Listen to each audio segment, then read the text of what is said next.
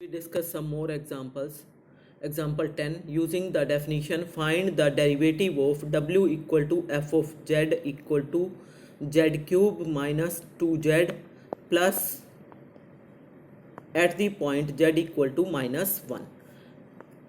By definition, the derivative at z equal to minus 1 is given by f dash minus 1 equal to limit as delta z approaches to 0 f of minus 1 plus delta z minus f of minus 1 whole divided by delta Z. तो definition से आपके पास क्या होता है, F of Z naught plus delta Z minus F of Z note divided by delta Z होता है ना. तो हमने जेड नोट की जगह पे -1 पुट किया है. अब F of -1 plus delta z की वैल्यू कहाँ से निकालोगे, यहाँ से. आपने जेड को रिप्लेस करना है -1 प्लस डेल्टा जेड से. तो क्या हो जाएगा, -1 plus delta Z whole cube -2 times -1 plus delta Z. ये वैल्यू आ गई इसकी. अब एफ ऑफ -1, तो जेड की जगह पे क्या लिखोगे, -1. तो ये आ गया minus of -1 whole cube -2 into -1. इस क्यूब को खोल लो तो ये आपके पास देखो सिंप्लीफाई करने के बाद क्या कुछ आएगा. This is -1 plus delta z का whole cube -3 times delta Z into delta Z -1. और यहाँ से क्या आया, +2, और ये आ गया -2 डेल्टा जेड. और इसको आप सिंप्लीफाई करोगे तो -1 +2 मीन्स ये हो गया -1 plus delta Z whole cube -3 delta Z into delta Z -1 minus में 2 डेल्टा जेड, ये 2 था ना आपके पास, और यहाँ से क्या कुछ आएगा, +1 था, ये -1 बचेगा, तो 2 - 1 करके 1 बचा, तो +1 डिवाइडेड बाय डेल्टा जेड. तो ऊपर से आप यहाँ से ये वाला 1 और ये 1 कट गया, डेल्टा जेड कॉमन ले लो तो क्या बचेगा, -2 -3 डेल्टा जेड -1 और डेल्टा जेड का होल स्क्वायर. डेल्टा जेड को कैंसिल आउट करो, ये आपके पास सिर्फ ये बचेगा, ये वाला ऊपर वाला, और इसमें delta Z approaches to 0 limit लोगे तो उस केस में क्या बच जाएगा, -2 यहाँ से, ये 0 हो गया, और ये कितना हो गया, -1, और ये भी 0 हो गया. तो ये हो गया -2 एंड +3 मीन्स आंसर इज 1. तो इस तरह से आपको क्वेश्चन करना है. नेक्स्ट थ्योरम देखो क्या है कि every differentiable function is continuous. ये रिजल्ट पता सबको है, अब आपको इसको थ्योरेटिकली प्रूव करना है. तो देखो कैसे प्रूव करेंगे. कॉम्प्लेक्स में फंक्शन क्योंकि डिफरेंशिएबल दे रखा है तो डिफरेंशिएबिलिटी की डेफिनेशन से एफ डैश जेड नोट, जबकि जेड नोट कोई भी आर्बिट्रेरी पॉइंट है कॉम्प्लेक्स प्लेन का, तो उस केस में इसके ऊपर फंक्शन डिफरेंशिएबल है. तो एफ डैश जेड नोट की वैल्यू होती क्या है, limit as Z approaches to Z note F of Z minus F of Z note divided by Z minus Z note. और ये वैल्यू एग्जिस्ट करती है और फाइनाइट होती है. तो अब हमें प्रूव करना है कि फंक्शन कॉन्टिन्यूअस है.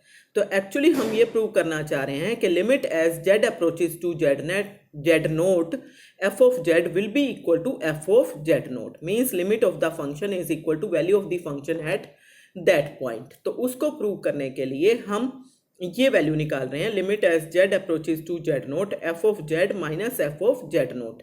इसकी वैल्यू निकाल रहे हैं. इसकी वैल्यू निकालने के लिए हमने क्या किया, इस एक्सप्रेशन को जेड माइनस जेड नोट से मल्टीप्लाई भी कर लिया और डिवाइड भी कर लिया. अब नेक्स्ट स्टेप में आपने इन लिमिट को दोनों को अलग अलग कर दिया. फर्स्ट पार्ट की इसकी लिमिट और सेकंड पार्ट की जेड माइनस जेड नोट की लिमिट. और ये वाला जो पार्ट है इसकी लिमिट ऊपर जो गिवन है एफ डैश जेड नोट है और फाइनाइट है. और इस पार्ट की लिमिट जब Z approaches to Z naught लोगे तो ये तो 0 हो जाएगी. तो this is F dash Z note into 0, finite quantity into 0 means this will be 0.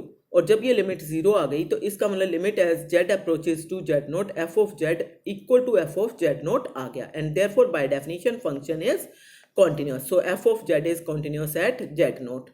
ठीक है, लेकिन इस थ्योरम का कन्वर्स ट्रू नहीं है. ऐसा जरूरी नहीं है कि हर एक कॉन्टिन्यूअस फंक्शन डिफरेंशिएबल हो. उसके लिए हम एग्जाम्पल दे सकते हैं. This is example 11. Show that the function f of z equal to mod of z whole square is continuous everywhere but nowhere differentiable except at the origin. Origin को छोड़ के कहीं पे भी ये फंक्शन जो है डिफरेंशिएबल नहीं है, हालांकि सब जगह पे कॉन्टिन्यूस तो है।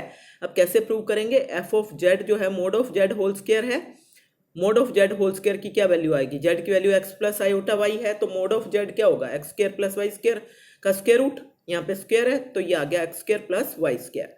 इसको अगर मैं कंपेयर कर लूँ u प्लस आयोटा v से, तो u ऑफ एक्स वाई की वैल्यू आपकी आ गई real part means X square plus Y square, और v ऑफ एक्स वाई 0 आ गया क्योंकि यहाँ पे आयोटा की टर्म है ही नहीं।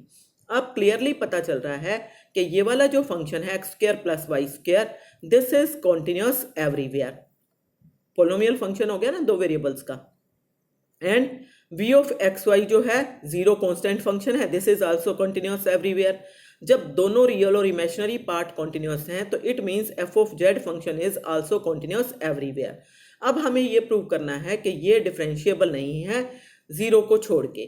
तो डिफरेंशिएबिलिटी के लिए आपको ये लिमिट निकालनी होती है F dash Z naught. Z note कोई भी आर्बिट्रेरी पॉइंट ले लिया हमने, तो ये लिमिट अगर फाइनाइट आएगी तो उस केस में और एग्जिस्ट करेगी तो ही फंक्शन डिफरेंशिएबल होगा। Limit as Z approaches to Z note F of Z minus F of Z note divided by Z minus Z naught. Z note is not equal to 0 0, मतलब origin के अलावा कोई भी हमने पॉइंट लिया है। तो उस केस में एफ ऑफ जेड की वैल्यू बाय डेफिनेशन हो गई मोड ऑफ जेड का square, F of Z naught की वैल्यू हो गई मोड ऑफ जेड नोट का होल स्क्वायर, और नीचे है z minus Z not. Mode of Z square को हम लिख सकते हैं Z Z bar, Z not mode square को लिख सकते हैं जेड नोट बार। और अब इस स्टेप में आपने क्या करना है, यहाँ पे जेड है और जेड के साथ जेड बार है, यहाँ पे जेड नोट है और जेड नोट बार ही है। हमने इन दोनों का कॉम्बिनेशन ऐड करना है और सब्ट्रैक्ट करना है। तो हमने क्या सब्ट्रैक्ट किया? जेड बार जेड नोट, और यही टर्म ऐड भी कर the Z bar Z not. अब पहली दो टर्म्स में से देखो, आपके पास जेड बार कॉमन आ गया, जेड माइनस जेड नोट अंदर बचा। दूसरी दो टर्म्स में से जेड नोट कॉमन आ गया, z bar minus Z note bar बचा, नीचे जेड माइनस जेड नोट। अब जेड माइनस जेड नोट को यहाँ कैंसिल आउट कर दो, तो z bar plus z note into z bar minus Z note bar z minus Z not. ये पूरा का पूरा आपके पास जेड माइनस जेड नोट का पूरा बार हो जाएगा। ठीक है, अब हमें ये लिमिट लेनी है। लिमिट लेने के लिए सपोज कर लो कि जेड माइनस जेड नोट जो है वो आपके पास पोलर फॉर्म में एल टाइम्स कोस theta plus iota sine theta है, कॉम्प्लेक्स नंबर की पोलर फॉर्म। तो जेड माइनस जेड नोट बार क्या हो जाएगा? मीन्स इसका कॉम्प्लेक्स कॉन्जुगेट एल टाइम्स कोस theta minus iota sine theta. Iota का साइन हमने बदल दिया, तो उस केस में आपके पास ये वाली जो वैल्यू है z minus Z not total bar divided by Z minus Z not will be equal to z bar minus Z note bar, जो कि ये वाली वैल्यू है, divided by Z minus Z note. और वो वैल्यू कितनी हो जाएगी? इसको इससे भाग किया तो एल से एल तो कट जाएगा, और ये जो थीटा था सिस थीटा की पावर -1 डिमोवियर्स थ्योरम से लोगे तो ये ऊपर जाके -1 पावर हो जाएगी ना, नीचे जो +1 पावर थी वो ऊपर जाके -1 पावर होगी। और फिर दोनों आप ऐड करने के बाद डिमोवियर्स थ्योरम से आपका रिजल्ट आएगा, ये cos theta minus iota sine theta to the power 2 बनेगा, and that will be cos 2 theta minus iota sine 2 theta. इस तरह से आपके पास आ गया। ये वैल्यू यहाँ पे पुट कर लो तो ये आपके पास हो गया z bar plus z note into cos theta plus iota sine 2 theta. और अब अगर मैं लिमिट लेती हूँ as Z approaches to Z note, तो उस केस में आपके पास फर्स्ट पार्ट ये जेड बार ये तो ठीक है, लेकिन यहाँ पे ये लिमिट थीटा के ऊपर डिपेंड कर रही है। It means this is not independent of the path along which z approaches to Z note.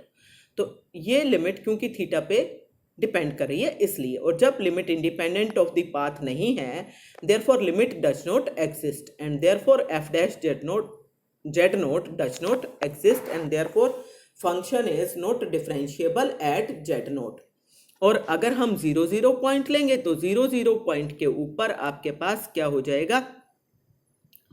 F z not tends to z bar. तो उस केस में आपका जो है 0 0 पॉइंट जब आप लोगे तो आपके पास z approaches to Z not ये वाला पार्ट आपका आएगा खाली, और क्योंकि आपके पास यहाँ से उस केस में कुछ नहीं आएगा। And therefore f of z equal to mod of z whole square is nowhere differentiable except at the origin.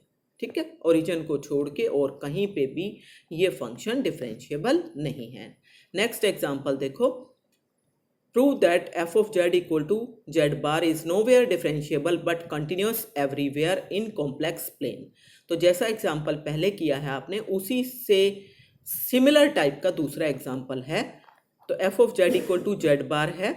अब कंटिन्यूअस प्रूव करने के लिए f of Z minus F of Z note bar mod निकाला, तो ये आ गया आपके पास z bar minus Z note bar total mod, and this is z minus Z not total bar आएगा। और आपको पता है कि जेड का मोड लो या जेड बार का मोड लो सेम आता है, तो इसलिए बार हटा दिया गया है, ये आ गया z minus Z not mode.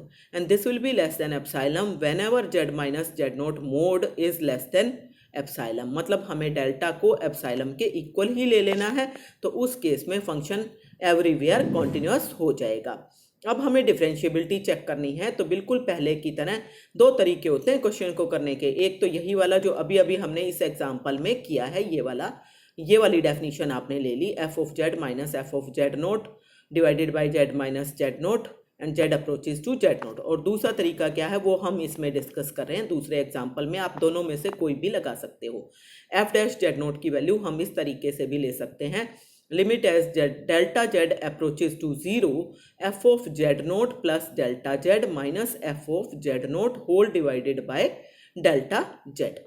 और इसकी वैल्यू बाय डेफिनेशन हो जाएगी z naught plus delta z का बार, और इसकी वैल्यू एफ ऑफ जेड नोट की हो जाएगी जेड नोट का bar divided by delta z, and limit as delta Z approaches to zero. इसको सिंप्लीफाई करेंगे, ये खुलने के बाद आपका हो जाएगा z note bar plus delta z का बार माइनस जेड नोट का bar divided by delta z, and delta Z approaches to zero. अब ये कट गया, आपके पास डेल्टा जेड का बार आ गया डिवाइडेड बाय डेल्टा जेड। ये बिल्कुल पहले वाली तरीके से आपके पास इक्वेशन आ गई है। तो पहले आपने क्या किया था, डेल्टा जेड बार को L into cos theta plus iota sine theta ले लिया था, तो उस तरीके से भी आप कर सकते हो। लेकिन मैं आपको सेकंड मेथड सिखाने जा रही हूँ यहाँ पे, ये वाला मेथड कि इफ़ हम दो अलग अलग पाथ लेंगे और उन पाथ के अलोंग लिमिट निकालेंगे और वो लिमिट सेम नहीं आएगी तो फंक्शन डिफरेंशिएबल नहीं होगा। पहला पाथ हम ले रहे हैं कि if delta Z approaches to zero along the path parallel to x axis. Parallel to x axis कौन सी लाइन बनेगी, y equal to some constant की। जब y कॉन्स्टेंट हो गया है तो y में तो कोई इंक्रीमेंट लगेगी ही नहीं, मतलब delta y will be zero. तो उस केस में डेल्टा z क्या हो जाएगा आपके पास, delta z means increment in z means x plus delta x plus iota y minus में x plus iota y। Means हमने क्या किया है, ये आपके पास वैल्यू आई जेड प्लस डेल्टा जेड की और ये आई माइनस जेड की। ठीक है, इंक्रीमेंट सिर्फ किस में आ रही थी, एक्स में, तो ये कटने के बाद डेल्टा एक्स आएगा। तो डेल्टा जेड जो कि इंक्रीमेंट इन जेड थी वो सिर्फ डेल्टा एक्स बची। तो डेल्टा जेड का अगर आप कॉन्जुगेट लोगे मीन्स बार लोगे तो वो सिर्फ डेल्टा एक्स आएगा, क्योंकि आयोटा तो इसमें है ही नहीं। और उस केस में ये दोनों वैल्यू अगर आपने यहाँ पे लिख दी तो यहाँ पे लिखने के बाद आपके पास limit as delta Z approaches to zero, delta z की वैल्यू क्या है डेल्टा एक्स, तो delta x approaches to zero हो जाएगा। और डेल्टा जेड बार की वैल्यू क्या है डेल्टा एक्स, और ये भी नीचे वाली भी डेल्टा एक्स, तो लिमिट क्या आ जाएगी 1। तो इट मीन्स इस केस में लिमिट आ गई 1। अब दूसरा ले लो, if delta Z approaches to zero along the path parallel to y axis. अगर वाई एक्सिस के पैरेलल है तो x equal to some constant बनेगा के, और अगर x कांस्टेंट हो गया है तो x में इंक्रीमेंट नहीं लगेगा, means delta x will be zero, खाली y में इंक्रीमेंट लगेगा। तो डेल्टा z की वैल्यू जो है वो आपकी इस केस में z plus delta z minus z। तो z प्लस डेल्टा z क्या आया, x plus iota into y plus delta y, क्योंकि x में तो इंक्रीमेंट लगा ही नहीं, माइनस में x प्लस आयोटा y। तो ये कटने के बाद आएगा आयोटा डेल्टा y। तो डेल्टा जेड बार मीन्स कॉन्जुगेट क्या हो जाएगा, आयोटा का साइन चेंज होगा, माइनस आयोटा डेल्टा वाई।